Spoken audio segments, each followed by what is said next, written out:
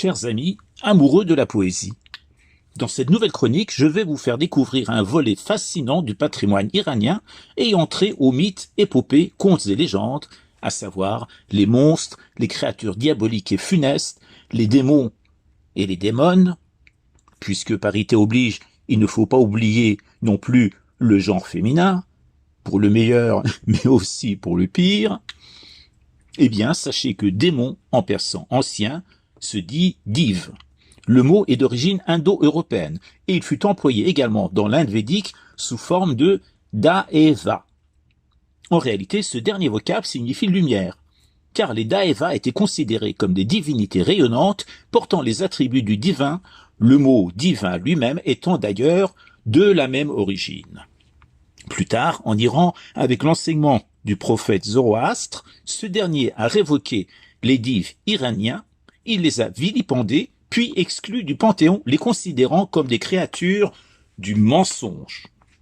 Notez au passage, pour ceux qui aiment la chronologie, que l'on fait remonter l'existence de Zoroastre à 15 siècles avant Jésus-Christ.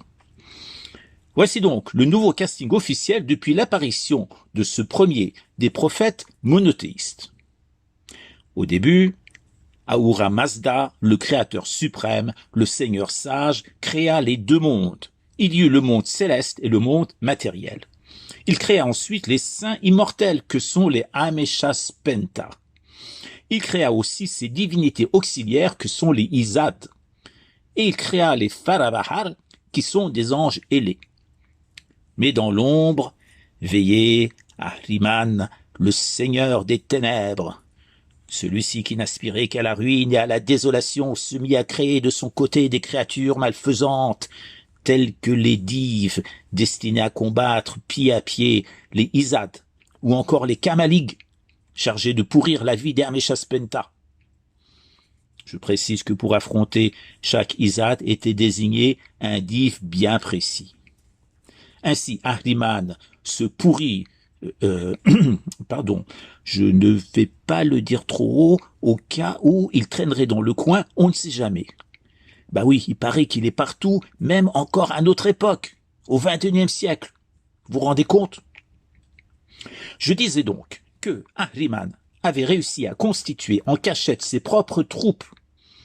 C'est un stratège, un fin calculateur qui sait comment mettre des bâtons dans les roues d'Ahura Mazda. Ça, je le dis à voix haute, comme ça, si jamais il m'entend, il m'aura la bonne. Sachez également que les démons et démones dont il est question apparaissent dans la littérature zoroastrienne, notamment le livre du Zend-Avesta, mais aussi dans les inscriptions gravées sur la pierre du site de Persépolis, dont un texte en écriture cunéiforme, en 3 langues, vieux perse, élamite et babylonien, dédié au grand roi Artaxerxès Ier, qui en persan se prononce Chashoyorsho, une inscription qui date du 5e siècle avant Jésus-Christ. Voilà, vous êtes au clair sur les origines des créatures mythiques des ténèbres qui ont hanté l'univers iranien des origines. À présent, je vais vous dévoiler la liste de ces créatures et leurs missions respectives. Il se peut aussi que pour le même div, on emploie jusqu'à 3 ou 4 dénominations différentes que je ferai apparaître pour le plaisir des yeux et la musique des mots. Ces déclinaisons proviennent de sources plus ou moins anciennes de la langue employée, voire du parler local. Voici donc un inventaire absolument passionnant et qui va peut-être même hanter, avec un peu de chance, vos rêves les plus terrifiants. Vous avez de quoi noter? À vos blocs, c'est parti.